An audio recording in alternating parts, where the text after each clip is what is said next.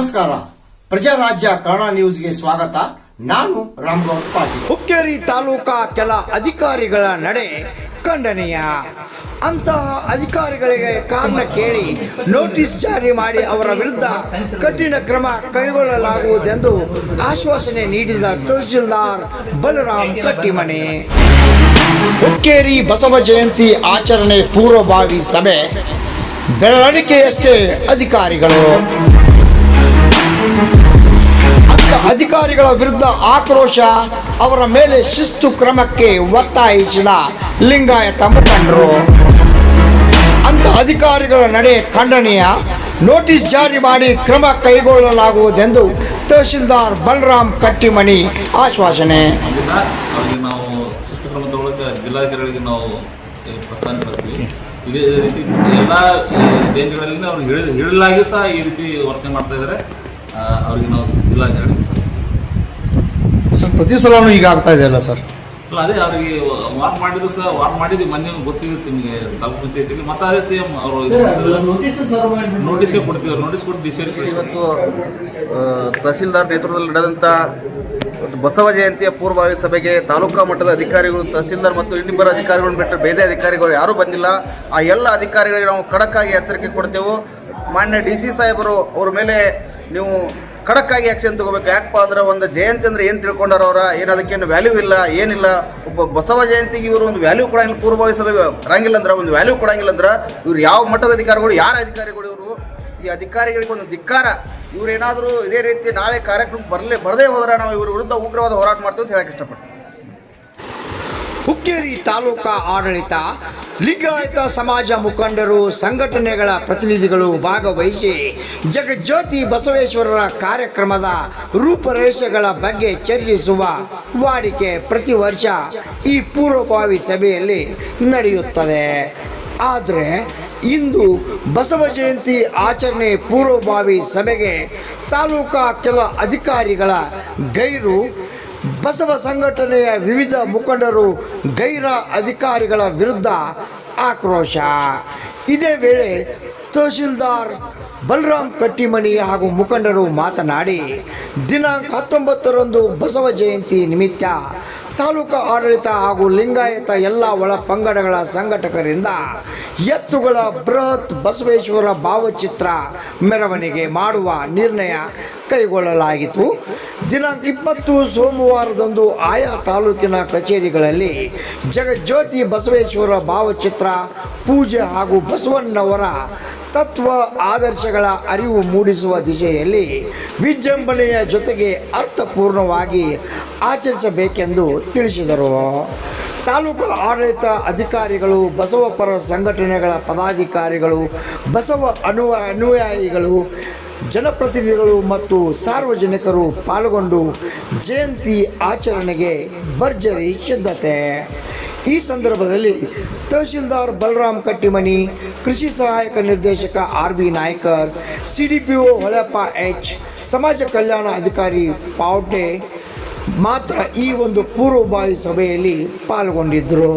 ಇನ್ನುಳಿದ ಎಲ್ಲ ಇಲಾಖೆ ಅಧಿಕಾರಿಗಳು ಗೈರಾಗಿದ್ದು ಮೇಲ್ನೋಟಕ್ಕೆ ಕಂಡು ಬರುತ್ತಿತ್ತು.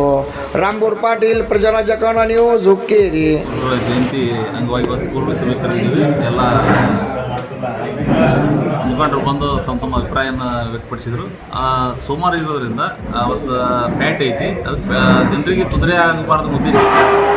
ರವಿವಾರ ದಿನವೇ ಅದನ್ನು ನಾವು ಮತ್ತು ಎತ್ತುಗಳ ಒಂದು ಮೆರವಣಿಗೆ ಕಾರ್ಯಕ್ರಮ ಇಟ್ಕೊಂಡಿದ್ದೀವಿ. ಅವತ್ತು ಪೂಜೆ ಅದು ಇಟ್ಕೊತೀವಿ. ಸೋಮವಾರ ದಿನದಲ್ಲ ಕಚೇರಿ ಆ್ಯಸ್ ಯೂಶುವಲ್ ಆಗಿ ನಾವು ಪೂಜಾ ಕಾರ್ಯಕ್ರಮನ ನಮ್ಮ ತಾಲೂಕು ಮತ್ತು ಎಲ್ಲ ಮುಖಂಡರು, ನಾಗರಿಕರು ಕಚೇರಿಯಲ್ಲಿ ನಾವು ಆಚರಣೆ ಮಾಡ್ತೀವಿ. ಜಗಜ್ಯೋತಿ ಬಸವಣ್ಣವರ ಭಾವಚಿತ್ರಕ್ಕೆ ಶ್ರೀಗಳು, ಅಧಿಕಾರಿಗಳು, ನಮ್ಮ ಸಮಾಜ ಹಿರಿಯರು ಎಲ್ಲ ಕುಡ್ಕೊಂಡು ಅನಿಸಿದ್ದೇಶ್ವರ ಮಠಕ್ಕೆ 9 ಗಂಟೆಗೆ ಪೂಜಾ ಸಮಾರಂಭ ನಡೀತದೆ. ತಾವೆಲ್ಲರೂ ಆಗಮಿಸಬೇಕು. ಅದ್ರ ಜೊತೆಗೇನೆ ಒಂದು 100ರಿಂದ ಒಂದು 100-120 ಜೋಡಿ ಎತ್ತುಗಳು ಕೂಡಿ ಅದರ ಮೆರವಣಿಗೆ ಸ್ಟಾರ್ಟ್ ಆಗುತ್ತೆ. ಅಲ್ಲಿಂದ ಬಂದು ಬಜಾರ್ ಮಾರ್ಗದಿಂದ ಬಂದು AB ನಾಯ್ಕರ ಮನೆಗೆ ಬಂದು ಅಲ್ಲಿ ಪೂಜೆ ಆಗಿ ತಿರುಗಿ ಹೊಸ ಬಸ್ ಸ್ಟ್ಯಾಂಡಿಂದ ಬಂದು ಅಲ್ಲಿ ನಾಯ್ಕ ರೋನ್ಯಾಗ ಹೋಗಿ, ಮಕ್ಕಾಶರ್ ರೋನ್ಯಾಗ ಹೋಗಿ, ಜಾಡ್ ರೋನ್ಯಾಗ ಹೋಗಿ ಅಡವಿ ಸಿದ್ದೇಶ್ವರ ಮಠಕ್ಕೆ 1 ರಿಂದ 2 ಗಂಟೆಗೆ ಅಲ್ಲಿ ಮುಕ್ತಾಯ ಆಗುತ್ತೆ. ಇದು ರವಿವಾರ ಕಾರ್ಯಕ್ರಮ. ಸೋಮವಾರ ದಿವಸ ಎಲ್ಲ ಅಧಿಕಾರಿಗಳು ತಮ್ಮ ಆಫೀಸ್ಗಳದಾಗ ಬಸವಣ್ಣವರ ಭಾವಚಿತ್ರಕ್ಕೆ ಪೂಜೆ ಪೂಜೆ ಸಲ್ಲಿಸೋದ್ರ ಮುಖಾಂತರ ಬಸವ ಜಯಂತಿಯನ್ನು ಆಚರಣೆ ಮಾಡಿ ಅದ ದಿವಸ ಮಧ್ಯಾಹ್ನ ನಮ್ಮ ಊರಾಗೆಲ್ಲ ಬಸವನಗುಡಿಗೆ ಹೋದಾಗ ಅಲ್ಲಿ ಒಂಬತ್ತು ಗಂಟೆ ಸರ್. ಬೆಳಿಗ್ಗೆ ಸೂರ್ಯೋದಯ ಆಗ್ತಿರ್ತಲ್ರಿ 8 ಒಳಗೆ 9 ಮಹಾತ್ಮರ ಪೂಜಾ ಆಗ್ಬೇಕು ಅನ್ನೋ ಒಂದು ವಿಚಾರ ಇಟ್ಕೊಂಡು ತಾವೆಲ್ಲರೂ ತಮ್ಮ ಅಧಿಕಾರಿಗಳು ತಮ್ಮ ಆಫೀಸ್ನೊಳಗೆ ಪೂಜಾ ಸಲ್ಲಿಸಬೇಕು. ಅದ್ರ ಜೊತೆಗೇನೆ ಆ ದಿವಸ ಊರಾಗ ಎಲ್ಲ ಕಡೆ ಬಸವನಗುಡಿಯಾಗ ಅಲ್ಲಿ ಪ್ರಸಾದ ಕಾರ್ಯಕ್ರಮದಲ್ಲಿ ಎಲ್ಲರೂ ಬಂದು ಪ್ರಸಾದ ಸ್ವೀಕಾರ ಮಾಡಬೇಕು ಅನ್ನೋ ಒಂದು ವಿಚಾರ ಇಟ್ಕೊಂಡು ಎಲ್ಲರೂ ಬಸವ ಜಯಂತಿಯನ್ನ ಈ ನಮ್ಮ ತಾಲೂಕು ಆಡಳಿತದವರು, ನಮ್ಮ ಸಮಾಜದವರು, ಎಲ್ಲ ಶ್ರೀಗಳು ಎಲ್ಲರೂ ಕುಡ್ಕೊಂಡು ಇವತ್ತೊಂದು ದಿವಸ ಏನೋ ತಹಶೀಲ್ದಾರ್ ಸಾಹೇಬರ ಅಧ್ಯಕ್ಷತೆಯೊಳಗೆ ಪೂರ್ವವಾಗಿ ಸಭೆ ಮಾಡಿದ್ವಿ. ಈಗ ಸಾಂಗವಾಗಿ ನೆರವೇರಲಿ ಅಂತ ಹೇಳ್ತಾ ತಮ್ಮೆಲ್ಲರಿಗೂ ವಂದನೆ ಹೇಳಿ ಈಗ 19 ಬಂದಿದೆ. 20 ಸೋಮವಾರ ಸಂಚ ಇರೋದ್ರಿಂದ ನಾವು ಎತ್ಕೊಂಡು ಮೆರವಣಿಗೆ ಮಾಡ್ತೀವಿ ಸರ್. 100 ಜೋಡಿ ಎತ್ಕೊಂಡು ಕೂಡಿಸಿ ಮೆರವಣಿಗೆ ಮಾಡ್ತೀವಿ ಸರ್. ಅದಕ್ಕೆ ಪ್ಯಾಟಿ ಎಲ್ಲ ಬಂದ್ ಮಾಡ್ಬೇಕಾಗಿತ್ತು ಸೋಮವಾರ. ಮತ್ತು ತೇರು ಹೇಳೋದ ಬಸ್ ಈ ಜಾತ್ರೆ ಅದೆಲ್ಲ ಬೇರೆ ಇರ್ತೈತಿ ಸೋಮವಾರ. ಬಟ್ ಆಫೀಸಲ್ಲಿ 20 ಗೌರ್ಮೆಂಟ್ ಆಫೀಸ್ ಸೋಮವಾರ ಹಾಂ 25 ಬೇಕಾದ್ರೆ ಅದೊಂದಿನ ಸ್ವಲ್ಪ ಬಸ್ ಅದು ಮಾಡ್ತಿದ್ರೆ ಫ್ರೀ ಮಾಡಬೇಕು. ಇಲ್ಲ ಸರ್, ನಮ್ಮದೊಂದು ಇದೇನಂದ್ರೆ ಸರ್, ನಾವು ರವಿವಾರ ದಿವಸ ಮೆರವಣಿಗೆ ಮಾಡ್ರಿ, ಸೋಮವಾರ ಸಂಚೆನೂ ಕ್ಲಿಯರ್ ಆಗ್ತೈತ್ರಿ. ಎಲ್ಲಾ ಸಮಾಜದವ್ರ ಅಂಗಡಿಗಳು ಹಾಕಿರ್ತಾರೆ ಸರ್. ಮೆರವಣಿಗೆ ಮಾಡ್ತೀವಿ. ಯಾಕಂದ್ರೆ ಅದೆಲ್ಲ ಮೇಲ್ವಟ್ಟದ ಏನೋ ಸಮಸ್ಯೆ ಸ್ಟಾರ್ಟ್ ಆಗಿತ್ತು. ಐತ್ರಿ ಪರಿಹಾರ ಮಾಡಬೇಕಲ್ಲ. ಹೇಳಿದ್ವಿ ಬಿಟ್ಟು ಹೆಂಗೆ ಹೋಗ್ತೀವಿ? ಇಲ್ಲ ಸರ್ ಈಗ ಬ್ಯಾಸಿಗೆ ಐತ್ರಿ, ಆ್ಯಕ್ಚುಲಿ ಈಗ ಮಾಡಿದ್ರನ ಚಲೋ ಸರ್. ಮಳೆಗಾಲ ಚಲೋ ಆತ್ರಿ. ಒಂದು ಮಳೆ ಆದ್ರೆ ಹಾಂ, ಇಲ್ಲ ಇವೆರಡು ರೋಡ್ ಸರ್, ಈಚೆ ಕಡೆ ಈ ಸೈಡ ಈ ಸೈಡ. ಎಮ್ಮೆಲ್ಯೆ ಸಾಹೇಬ್ರ ಗಮನಕ್ಕೂ ತಂದಿದ್ದು ನಾನು. ಇವತ್ತು 4 ಗಂಟೆಗೆ ಬರ್ತಾರೆ. ಬಂದ್ರೆ ನಾವು ಸ್ವಲ್ಪ ಮನೇಲಿ ಹೇಳಿದ್ದೀನಿ ಸಲ ಹೇಳಿ ಸಾಹೇಬ್ ನೋಡಿ ಹೇಳಿ ಎರಡು ರೋಡ್, ಆ ಕಡೆ ರೋಡ್ ಆ ಕಡೆ ರೋಡ್ನಾಗ ಬಿದ್ದರೆ ಹಲ್ಲ ಮುರಿತಾವೆ. ಹಂಗಾಗಿ ಆ ರೋಡು ಈ ರೋಡ್ ಎರಡು ರೋಡ್ ಮಾಡ್ತಾರೆ. ಯಾಕಂದ್ರೆ ಬರೋದು ನಿಮ್ಮಲ್ಲಿ ಜನ ಇರುತ್ತೆ. ಒಟ್ಟು ನಮ್ಮಲ್ಲೆಲ್ಲ ಒಟ್ಟು ಈ ಕಂಪೌಂಡಾಗ ಎಷ್ಟು ಸ್ಕೂಲ್ ಅದ ಇದು ಹುಡುಗರು ಭಾಳ ಬೆಳ್ತಾರೆ. ನಮ್ದು ಪಾಲಿಕೆ ಮೀಟಿಂಗ್ ನಮ್ಮದೇ ಭಾಳ ಹೋಗ್ತಾರೆ. ಎಲ್ಲ ಮಾಡಿಸ್ತೀವಿ ಸಾಹೇಬ್ ಬರ್ಲಿಲ್ಲ. ಈಗ ಸರ್ ಹೇಳಿದಂಗ್ರಿ ಡಿ ಸಿ ಅವ್ರ ಕಡೆ ಆರ್ಡರ್ ಮಾಡ್ತಿದ್ರು ಈ ರೋಡ್ದು. ಅಲ್ಲೇ ಅಕ್ಕಿ ನಿಂದೈತಿ ನಿಮ್ಮ ಪರ್ಸನಲ್ ಇಲ್ಲ ಯಾರಿಗೂ ಇಲ್ಲ. ಅಲ್ಲ ಇದೆಲ್ಲ ಇದು ಇಲ್ಲಿವರೆಗೆ ಲೇಔಟ್ ಅದಾವ, ಸಿಟಿಯವರೇ ಮಾಡ್ಬೋದದ, ನೇಚರ್ ಮಾಡ್ಬೋದು. ಆ್ಯಕ್ಚುಲಿ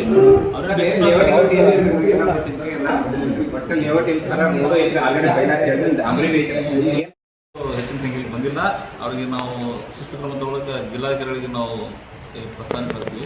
ಇದೇ ರೀತಿ ಎಲ್ಲ ಜಯಂತಿಗಳಲ್ಲಿ ಅವ್ರಿಗೆ ಹೇಳಲಾಗಿಯೂ ಸಹ ಈ ರೀತಿ ವರ್ತನೆ ಮಾಡ್ತಾ ಇದ್ದಾರೆ. ಅವ್ರಿಗೆ ನಾವು ಜಿಲ್ಲಾಧಿಕಾರಿಗಳಿಗೆ ಸಲ್ಲಿಸ್ತೀವಿ ಸರ್. ಪ್ರತಿ ಸಲನೂ ಈಗ ಆಗ್ತಾ ಇದೆಯಲ್ಲ ಸರ್? ಅಲ್ಲ ಅದೇ ಅವರಿಗೆ ವಾರ್ನ್ ಮಾಡಿದ್ರು ಸಹ ವಾರ್ನ್ ಮಾಡಿದ್ವಿ. ಮೊನ್ನೆ ಗೊತ್ತಿರುತ್ತೆ ನಿಮಗೆ ತಾಲೂಕು ಪಂಚಾಯತಿಗೆ. ಮತ್ತೆ ಅದೇ ಸೇಮ್ ಅವರು ನೋಟಿಸ್ ಕೊಡ್ತೀವಿ. ನೋಟಿಸ್ ಕೊಟ್ಟು ಡಿ ಸಿ ಅವ್ರಿಗೆ ಕಳಿಸ್ಕೊಡ್ತೀವಿ. ನಾವು ಡಿ ಸಿ ಸರಿಗೆ ಕಳಿಸ್ಕೊಡ್ತೀವಿ. ಅಲ್ಲ ನೋಟಿಸ್ ಕೊಡ್ತೇವೆ ಅಂತ ಹೇಳ್ತೀರಿ ಸರ್. 10 ವರ್ಷ ಆಯ್ತು ರೀ. ಅದ್ರದ್ದು ಏನ್ರಿ ನಮಗೇನ್ರ ಮಾಹಿತಿ ಬರ್ಬೇಕು ಸರ್? ನೀವು ಯಾವ ಅಫ್ಸರಿಗೆ ಕೊಟ್ಟಿದ್ದೀರಿ ಅನ್ನೋದು ನಮಗೇನ್ರ ಮಾಹಿತಿ ಬೇಕು ಈಗ ಸರ್. ಕೊಡ್ತೀವಲ್ರಿ. ಈಗ ಯಾವ ಅಧಿಕಾರಿಗಳ ಮೇಲೆ ನೀವು ಏನು ಶಿಸ್ತಿನ ಕ್ರಮ ತಗೊಳ್ತಿರಲ್ರಿ, ಆ ಥರದ್ದು ನಮಗೇನ್ರ ಮಾಹಿತಿ ಯಾವ ರೀತಿ ಕೊಡ್ತೀರಿ ಸರ್? ನಿಮ್ಮನ್ನ ಕೇಳಾಗ ನಮ್ಗೆ ಅಧಿಕಾರ ಇಲ್ಲ ಐತಿ ಇಲ್ಲ ಗೊತ್ತಿಲ್ಲ ಸರ್. ಆದರೆ ಯಾವ ರೀತಿ ಅವ್ರ ಮೇಲೆ ಕ್ರಮ ತಗೋತೀರ ಅನ್ನೋದು ನಮಗೂ ಮಾಹಿತಿ ಬೇಕು ಸರ್. ನಾವು ಇಷ್ಟೆಲ್ಲ ಕೆಲಸ ಬಿಟ್ಟು ಎಲ್ಲ ನಾವು ಸಮಾಜ ಸಲುವಾಗಿ ನಾವು ಕೆಲಸ ಬಂದಿರ್ತೀವಿ ಸರ್. ಸರ್ಕಾರ ಕೊಡ್ತಾಯಿಲ್ಲ ಅಂತೇಳಿ ನಾವು ಡಿ ಸಿ ಸರಿಗೆ ಇದು ಮಾಡ್ತೀವಿ. ಅಲ್ಲ ಸರ್, ಓರಲಿ ಬೇಡ ಸರ್. ಇದು ನೀವು ಲೀಗಲಿ ಅವ್ರ ಮೇಲೆ ಏನು ಕ್ರಮ ತಗೋತಾರಲ್ಲ ಅದ್ರದ್ದು ಮಾಹಿತಿ ನಮಗೆ ಹೆಂಗೆ ಬರ್ಬೇಕು ಗೊತ್ತಾಗ್ಬೇಕು ಸರ್, ಅದನ್ನ ಕೇಳ್ತೀನಿ. ನೋಟಿಸ್ ಕೊಡ್ತೀವಿ. ಅವ್ರು ಏನು ರಿಪ್ಲೈ ಮಾಡ್ತಾರೆ ಕೊಡ್ಲಿ, ಅವ್ರು ಕೊಟ್ಟು ನಾವು ಡಿ ಸಿ ಸರಿಗೆ ಕಳಿಸ್ಕೊಡ್ತೀವಿ. ಅವ್ರೇನು ಕೊಡ್ತಾರೆ ಕೊಡ್ಲಿ. ಅವ್ರು ನೆಪ ಹೇಳಕ್ಕೆ ಅದು ಆಫೀಸಲ್ಲಿ ಆಯ್ತು ಸರ್. ಅದು ನೀವು ಆಫೀಸಲ್ಲಿ ಹೇಳತ್ತೀರಿ ಸರ್. ನಮ್ಮ ಈ ಸಮಾಜದವ್ರಿಗೆ ಹೆಂಗೆ ಗೊತ್ತಾಗ್ಬೇಕು ಸರ್? ಇಂಥ ಅಧಿಕಾರಿಗಳ ಮೇಲೆ ನೀವು ಕ್ರಮ ತಗೊಂಡು ಅನ್ನೋದು ಹೆಂಗೆ ಗೊತ್ತಾಗ್ಬೇಕು ಸರ್? ಕ್ರಮ ತಗೊಳ್ಳೋದು ನಮಗೆ ಕೊಡ್ತಾರೆ.